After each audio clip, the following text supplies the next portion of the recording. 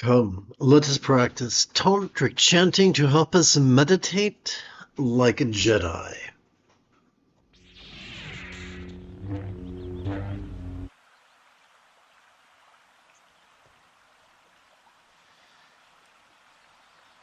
As the tip of our left index finger supports the great knuckle at the base of our right index finger, palms up in our lap, let us practice energy work.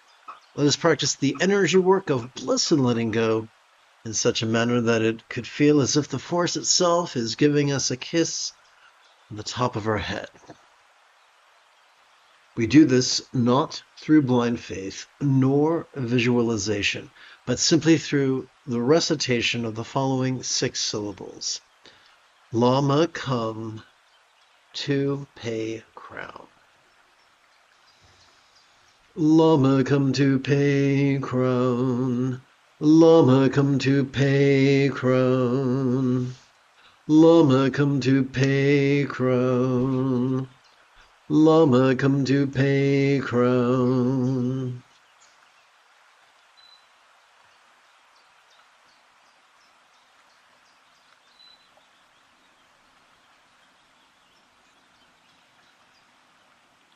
Let's practice the first set of the awareness and letting go that is meditating like a Jedi. It is comprised of the 7th and 8th folds of the Buddha's Eightfold Path.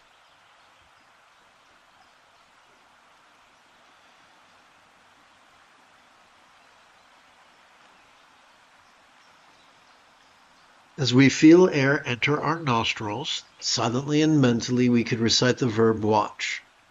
As we feel air exit our nostrils, silently and mentally we could recite the verb rest. And as such, we can find ourselves watching the antics of mind and relaxing into its non-graspable nature.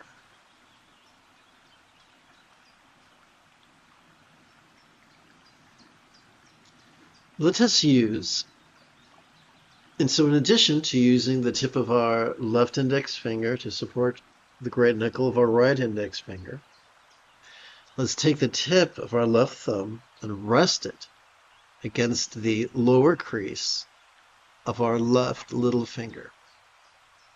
This will keep track of the fact that we're collecting our first set of 16 inhalations.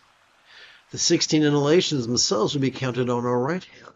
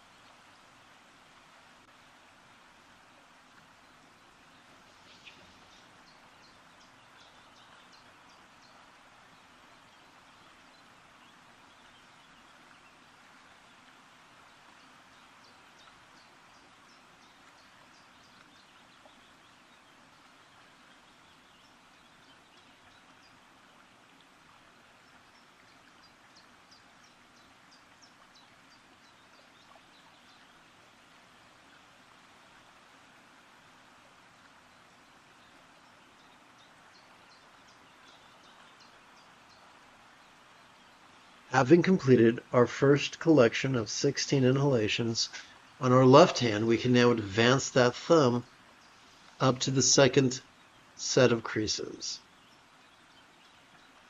Now, if this seems complicated or overwhelming, allow me to reassure you that simply practicing it once every 12 hours for a week or two is all it takes to get really comfortable with this. Thanks for the love.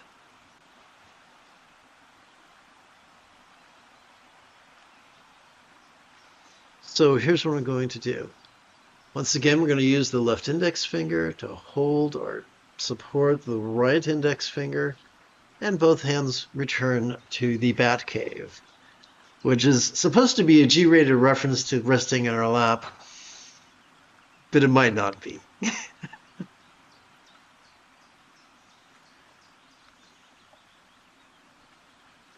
I could say maybe stately Wayne Manor, but that doesn't sound any better.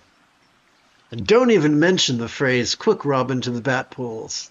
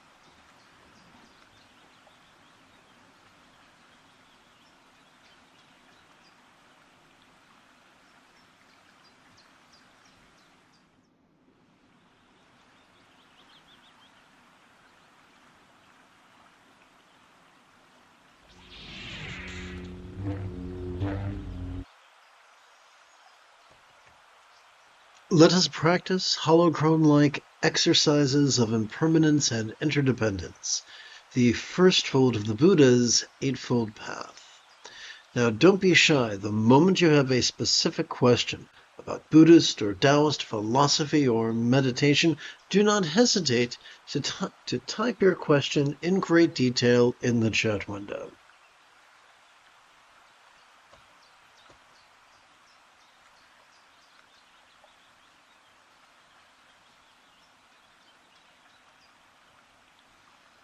We begin with the circumstantial. I'm going to chant badly, off tune. If you wish to chant with me, it'll be easier if you join me on the Tube app so you can read the document on my desktop. If you're seeing me now and my document, you are in the optimal place. There's no need for fear of missing out. As we relax into our exhalation, these circumstances or lots we noticed during our previous inhalations could look as impermanent and interdependent, as if they could blissfully melt into rainbow light that could delightfully absorb into this body or form. As we breathe in, please silently and mentally recite into form. And as we exhale, let us silently and mentally recite all lots melt. Now, we're not working magic. We're not trying to visualize. We're not trying to believe. We're simply playing with words in harmony with our breathing in a way that exercises the neural pathways that help us to let go. That's all.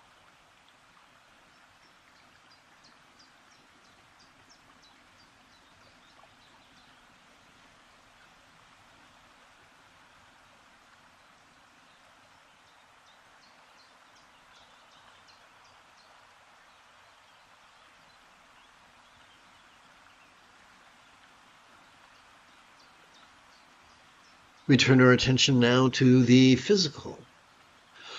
As we relax into our exhalation, these bodies or forms we noticed during our previous inhalation could feel as impermanent and interdependent, as if they could blissfully melt into rainbow light that could delightfully absorb into this communication or speech. Into speech, all forms melt.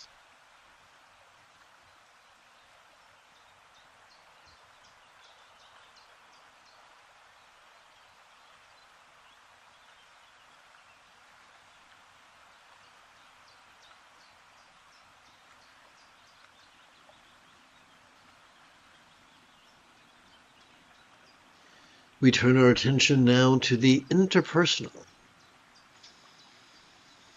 As we relax into our exhalation, the experience of the interpersonal speech or communication we noticed during our previous inhalation could feel as impermanent and interdependent, as if it could blissfully melt into rainbow light that could delightfully absorb into this mind.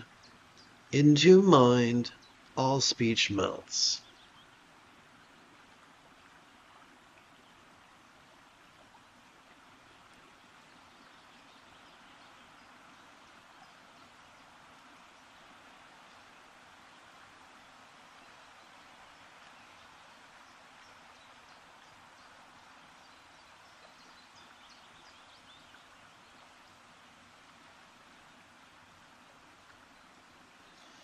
We come now, not only do we come to the mental, but we come to our first exploration of the idea of emptiness, not as something literal, but as merely a figure of speech, which is revolutionary. As we relax into our exhalation, all the lucid perceiving, emoting, intending, thinking recalling and imagining minds we noticed during our previous inhalation, could feel as impermanent and interdependent, as if they could blissfully melt into rainbow light,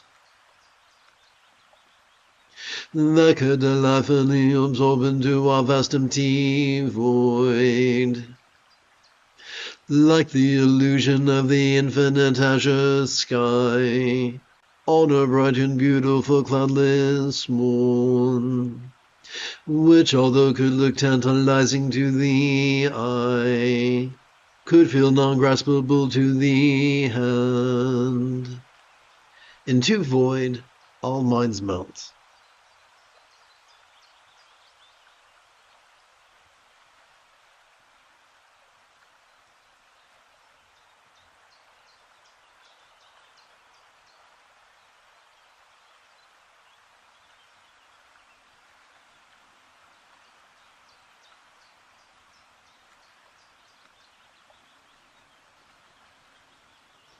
Let's practice the second set of the awareness and letting go that is meditating like a Jedi, the seventh and eighth folds of the Buddha's Eightfold Path.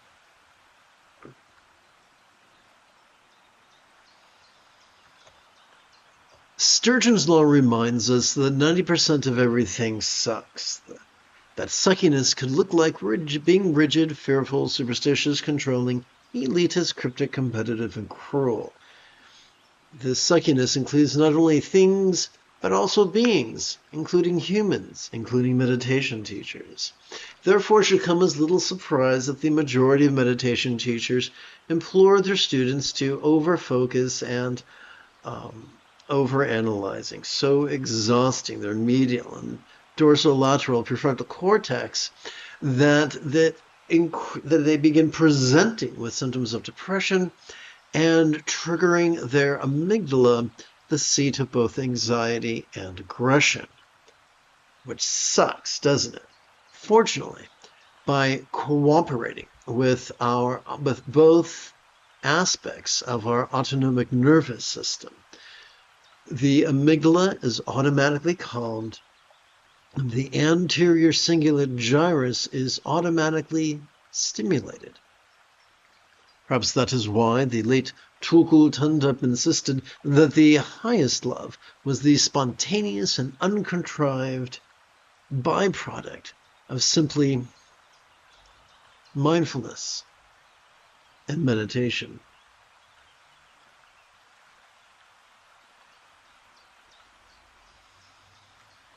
Together, let us practice right now.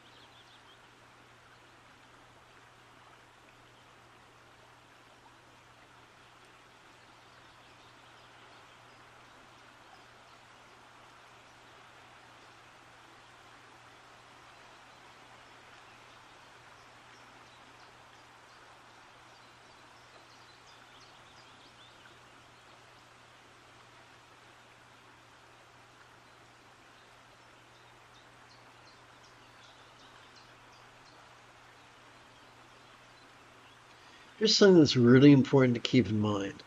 We've been convinced by people who are as loud and confident as they are incorrect that meditation is supposed to be a struggle, or it's supposed to be nothing but bliss all the time. Check this out.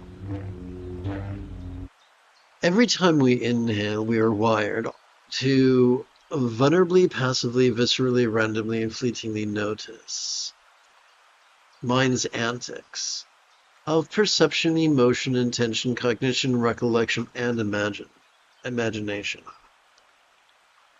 Regardless of whether that which we notice is external or internal, physical or mental, pleasurable or painful, interesting or boring, glorious or grotesque. It's not our job to beat ourselves up or praise ourselves based upon what we experience. It's not our job to pick and choose like we're going shopping for produce. Our job is simple. We watch and we rest and then we repeat. Lather, rinse, repeat.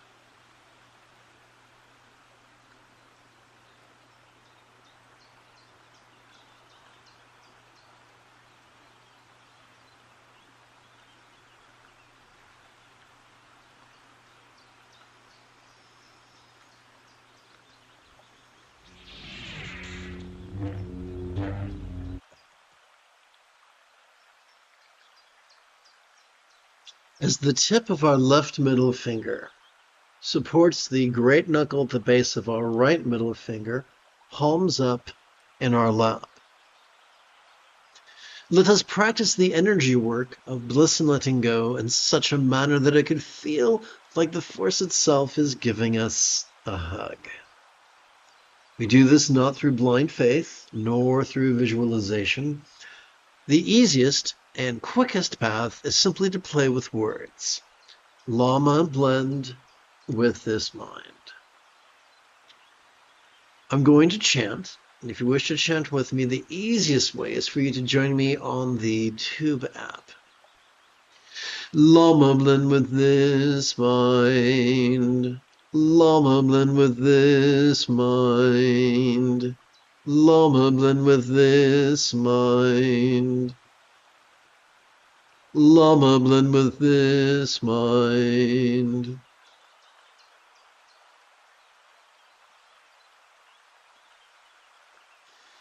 Let's practice the third set of awareness and letting go, that is meditating like a Jedi.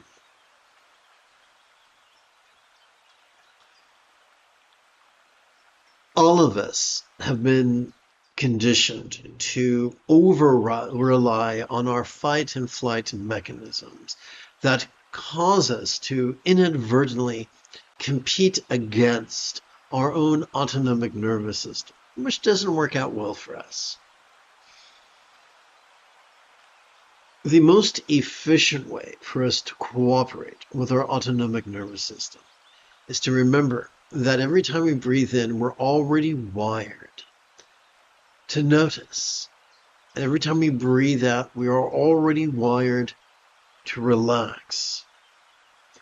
The key to cooperating with it is to align our will with these pre-existing tendencies.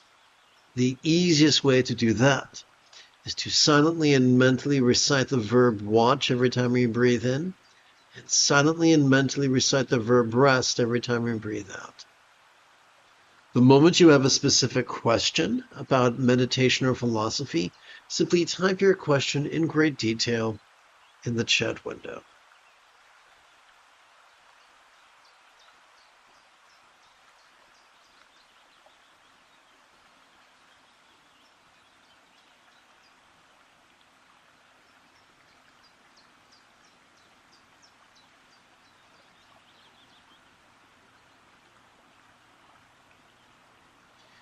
One thing that might make it easier is this. As we feel our chest swell, we silently and mentally recite the verb watch. As we feel our chest subtly sink as gently we exhale, we can silently and mentally recite the verb rest.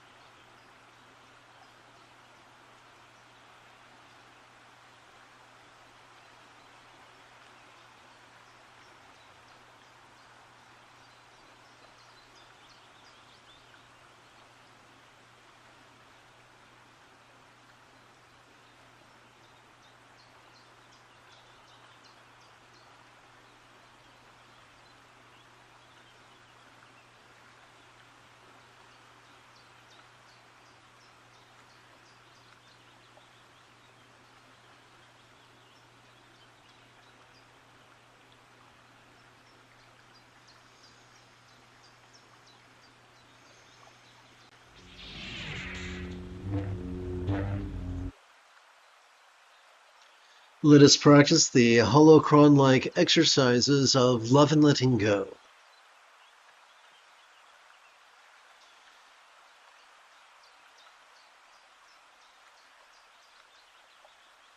Rather than indulge our controlling tendencies with the follies of active visualization, emotion, magic, and belief, we could just recite these kind words in harmony with our breathing and allow our subconscious to do the heavy lifting. Let us therefore sidestep the rigidity that confuses metaphors or statements literal, and instead relax into the flexibility that savors the chance explaining metaphors as similes.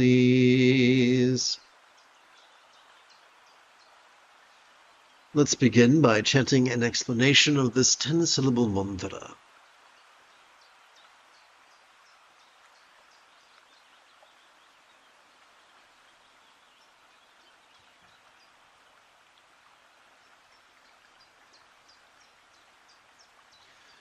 Om, I invoke the love that Tade spiritually liberates, and to Tade physically rescues as well as Ture blesses.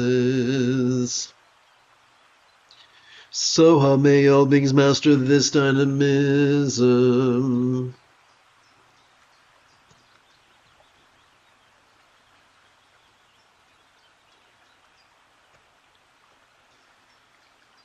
Let us begin by bringing our experience of the mental into the path of love, the second fold of the Buddha's Eightfold Path.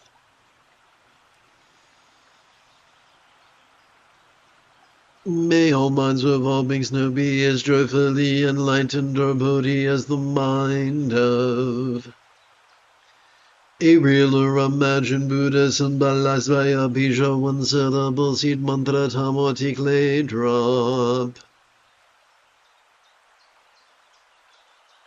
As we breathe in, we can silently and mentally recite the words wisdom, joy.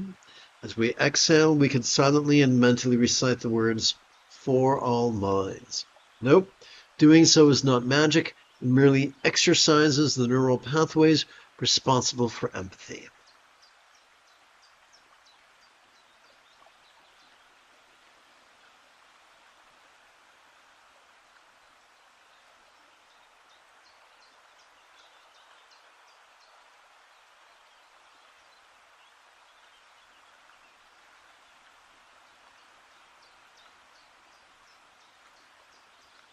This brings us to our first of 4 exercises of mantra meditation, wherein we explore the Mahamudra, that is Tantra Mahamudra, that is the union of love and letting go.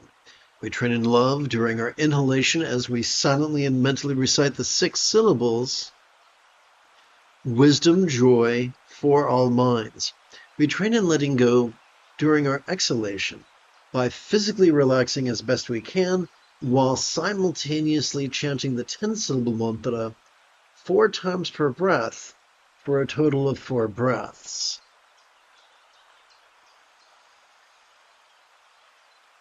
Om Tade Dure Suwa, Om Tade Dure Suwa, Om Tade Dure Suwa, Om Tade Dure Suwa.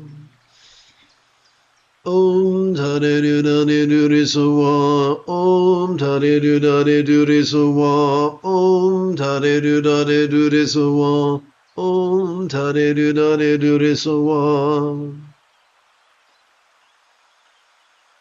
Om Tade Dure Suwa, Om Tade Dure Suwa, Om Tade Dure Suwa, Om Tade Dure Suwa.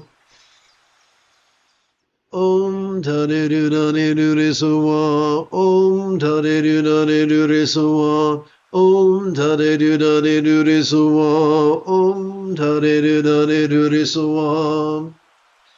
Can all this sitting and breathing and chanting really make us into a Buddha? Well, that depends on our definition of a Buddha. Many people have squandered many lives trying to become a Buddha and failing, often because they used the wrong techniques in the wrong ways, fighting their own brains instead of cooperating with them, and sadly, often because they just had the wrong definition of a Buddha.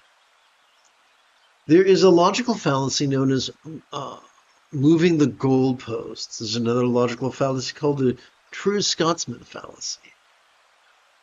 People who are elitists, people who are domineering, will give us unrealistic goals that are unattainable and then mock us for failing.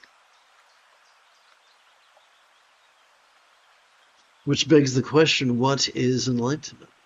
What if enlightenment was simply getting so good at the Buddha's Eightfold Path that we practice it spontaneously, habitually, easily, and effectively? Funny word, funny term, that word mastery. Sounds off-putting, doesn't it? As children, we found the task of learning how to use the toilet, how to brush our teeth, how to tie our shoes, how to ride a bike, to be insurmountable. But with time and effort and often tears, we eventually got so good at those things that we did them spontaneously, habitually, easily, and effectively.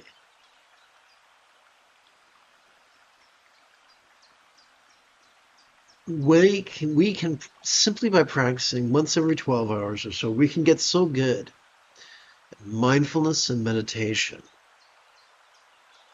that we're able to practice them the same way, spontaneously, habitually, easily, and effectively. Now here's a wild thing. Mindfulness and meditation are the dynamo that turn the gears and levers of the enlightenment machine, metaphorically speaking. Simply by playing with mindfulness and meditation, enthusiastically, correctly, consistently, we automatically experience the impermanence of the first fold, enhanced love, which is the second, third, fourth, and fifth folds, and we go with the flow, the sixth fold. Yes, it is possible. The Buddha taught in the penultimate passage of the Satipatthana Sutta that it is possible to master his path in as little as 7 days. That's not for special people living in a special time in a special place, who've learned the special handshake. Speak friend and enter. Or the secret passcode. This is for anybody who has been taught it correctly and who practices it correctly. So let's bear in mind, so far this evening, we've had 3 meditation sessions. And now we're chanting in a fun way that acts as a tonic for our body and that further conditions the neural pathways responsible for empathy. There's nothing spooky going on here.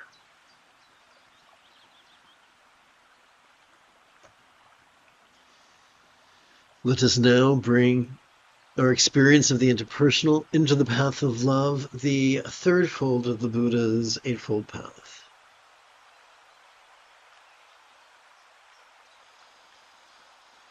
May all relationships, communication, all speech of all beings know be as peacefully loving as a real or imagined Buddhist speech or communication symbolized by this horizontal tensitable mantra. If you've just joined me on the Tube app, welcome aboard. It's good to have you. Let us divide the silent and mental recitation of the 6-syllable synopsis of that which we just chanted between our inhalation and our exhalation. Peaceful love for all speech.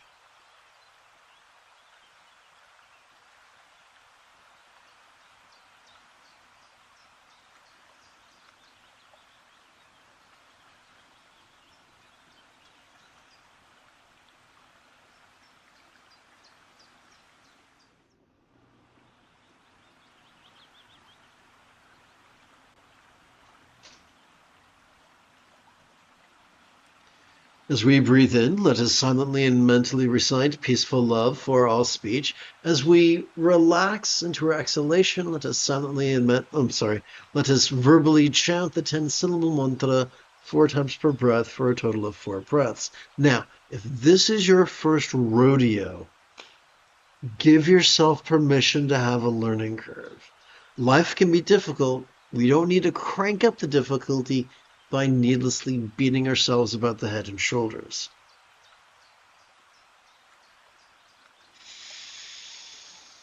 Om Tare Dare Dure Suwa, Om Tare Dare Dure Suwa, Om Tare Dare Dure Suwa, Om Tare Dare Dure Suwa. Om Tare Dare Dure Suwa, Om Tare Dare Dure Suwa, Om Tare Dare Dure Suwa, Om Tare Dare Dure Suwa.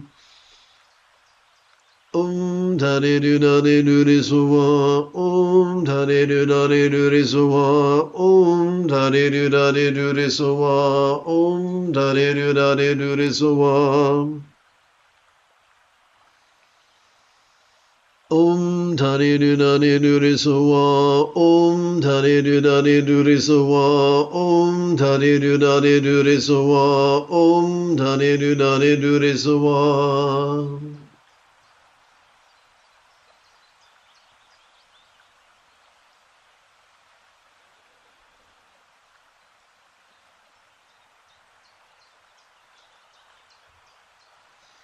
Once you feel comfortable with these 4 mantra meditations, you could combine them with healing work. The next time a friend or neighbor or family member or pet communicates to you that they're in pain, and they've already been to the doctor, and because we don't want to interfere with, what's it called? Diagnostics. So once they've got an ongoing disorder and they want some help for free, we can rest our hands upon the part of the body that gives them trouble, or rest our hands respectively upon their chest, their throat, their head, their lower belly, and play with these 4 exercises. It might not get them 100% better. It won't make them worse. It might take the edge off. And it's a lot of fun to be at least somewhat of service to those we love. May all bodies return now to, let us bring the physical into the path of love, the 4th fold of the Buddha's 8-fold path. May all bodies or forms of all beings so enjoy the beautiful health depicted in Buddhist statuary of the blissful body of a Devi or Yadam and archetype of enlightenment such as Green Tara. Beauty health for all forms.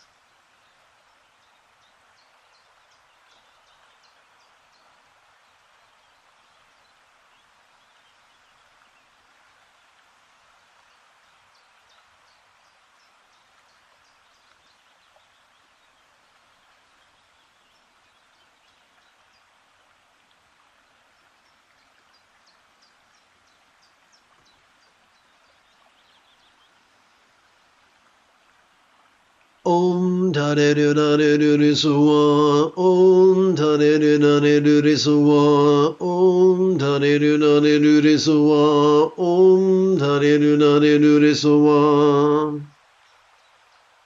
Om Tare Dare Dure Suwa, Om Tare Dare Dure Suwa, Om Tare Dare Dure Suwa, Om Tare Dare Dure Suwa. What about hand placements and energy work?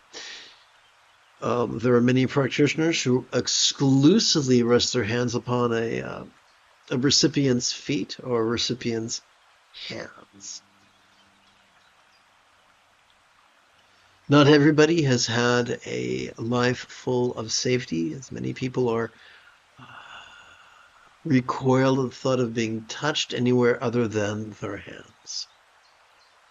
If you're with someone who can't be touched at all, then you can touch your partner, and their partner can touch them, and it's sort of like placing a long distance phone call. The energy gets through, but with much less trauma. Om Tare Du Nare Nure Suwa, Om Tare Du Nare Nure Suwa, Om Tare Du Nare Nure Suwa, Om Tare Du Nare Nure Suwa. Om Tare Du Nare Nure Suwa, Om Tare Du Nare Nure Suwa, Om Tare Du Nare Nure Suwa, Om Tare Du Nare Nure Suwa.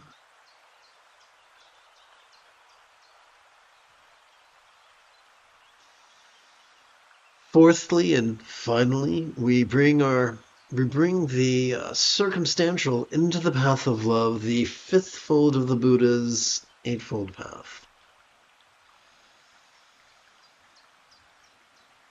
May all circumstances or lots of all beings now have the safety, great fortune, or boon.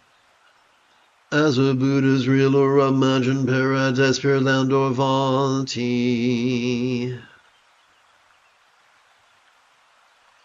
Great fortune for all lots.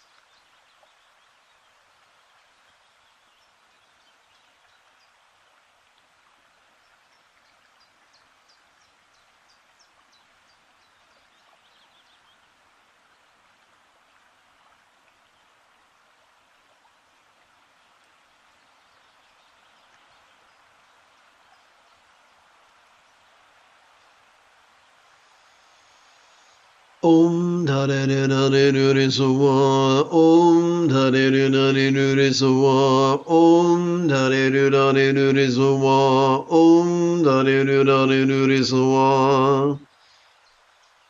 Om Tare Du Nare Nure Suwa, Om Tare Du Nare Nure Suwa, Om Tare Du Nare Nure Suwa, Om Tare Du Nare Nure Suwa. Om Tare Du Nare Nure Suwa, Om Tare Du Nare Nure Suwa, Om Tare Du Nare Nure Suwa, Om Tare Du Nare Nure Suwa. Om Tare Du Nare Nure Suwa, Om Tare Du Nare Nure Suwa, Om Tare Du Nare Nure Suwa, Om Tare Du Nare Nure Suwa. We come to the night's fourth and final set of the awareness and letting go that could be described as meditating like a Jedi. Practicing the seventh and eighth folds of the Buddha's Eightfold Path generates the effortless effort of the sixth fold, whereby our choices, utterances, and deeds flow from love's, not from calculated contrivance, not from wild scatteredness, but instead from love's deeply centered spontaneity. Consider, if you will, the symbol of two Buddhas completely naked sitting in Tantric union. The one who is sitting quite still at the bottom is depicted as being, represents centeredness. The one who is the female, who is sporting in sexual abandon, represents spontaneity. Together they represent centered spontaneity, which is the key to what is known in Mahayana Buddhism as expedient means, or kindness in action.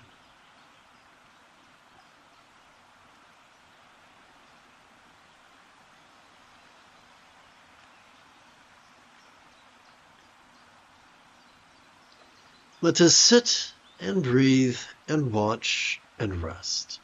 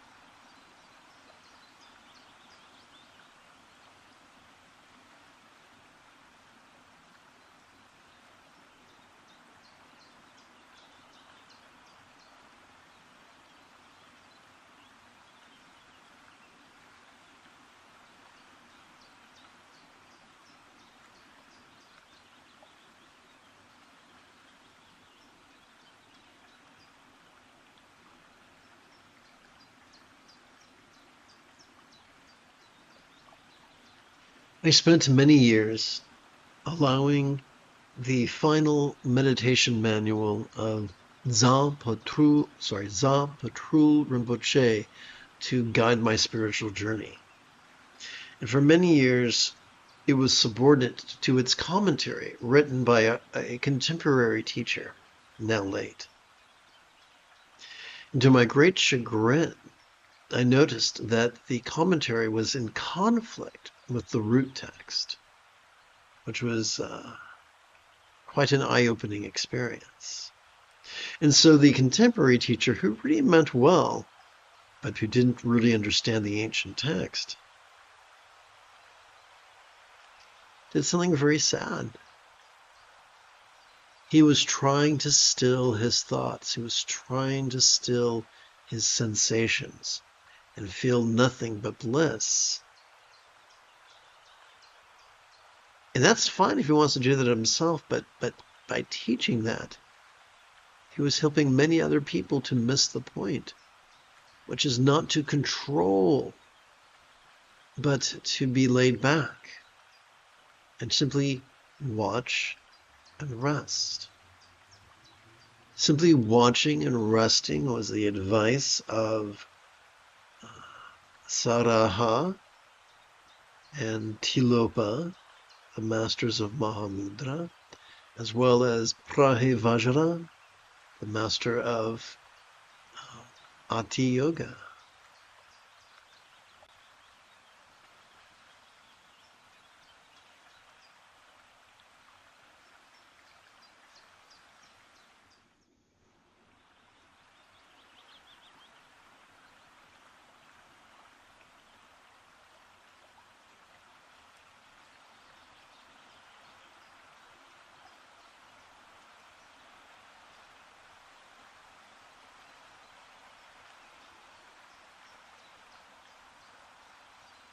I'm so very lucky that many years ago, I received the pointing out instructions from Baka Tuku, and I confided in him that although I could contemplate shunyata, I could not meditate upon it.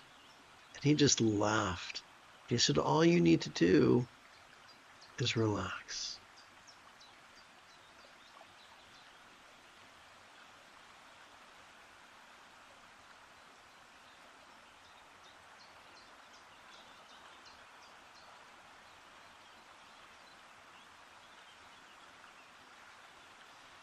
That advice to relax is found in the ancient texts.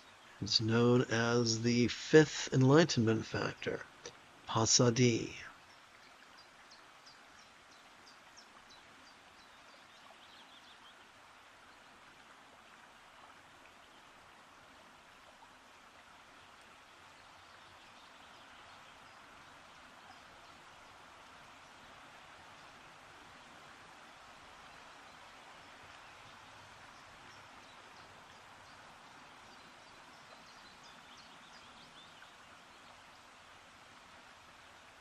How do we know if someone is patriarchal or matriarchal?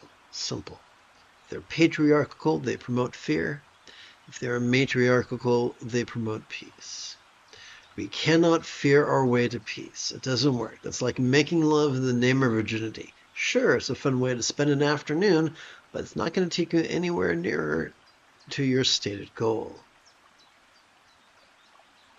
Too many teachers are patriarchal and they try to frighten people into morality. The irony is that when the Buddha taught the Eightfold Path, 50% pertained to loving kindness, 0% pertained to karma. He didn't try to frighten people into doing the right thing. He taught them that by watching and resting, we can't help but choose kindness. It's involuntary, like sneezing when you have hay fever.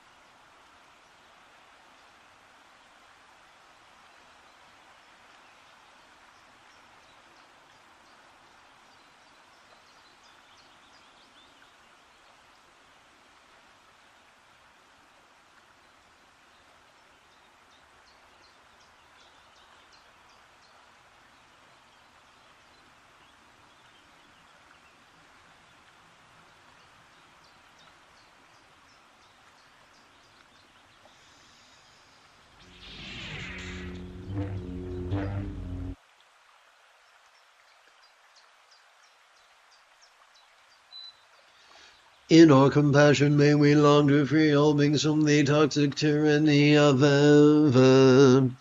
Hating, craving, and clinging, metaphorically known as the three mental poisons.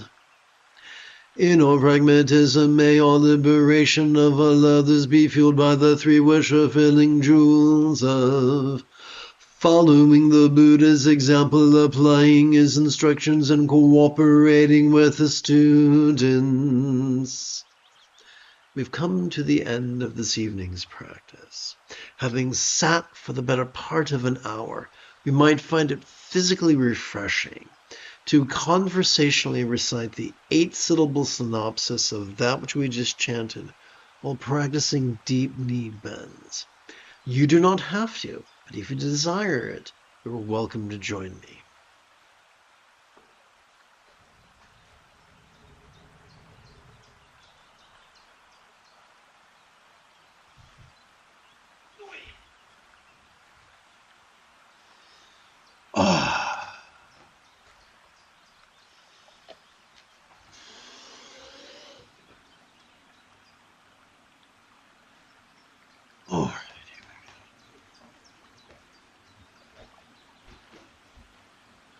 All right, here we go.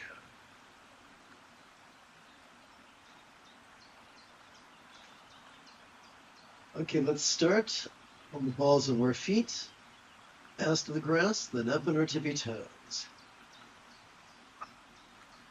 May we free all through the 3 jewels.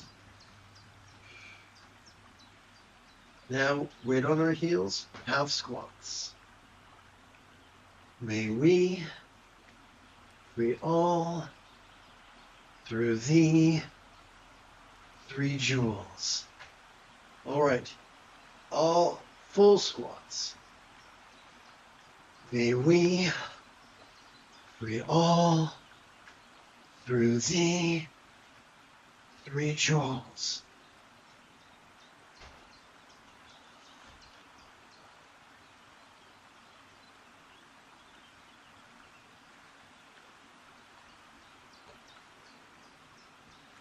Whew. Okay, here we go.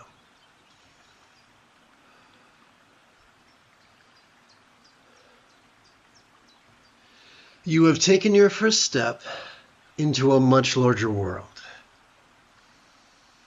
If you feel that I have earned it, you could give this live stream a thumbs up. You could even help support this channel. In approximately 10 3/4 hours, I would very much like to return to tomorrow's first practice of chanting as well as meditation. And if you are as geeky as me, may the Force be with you always.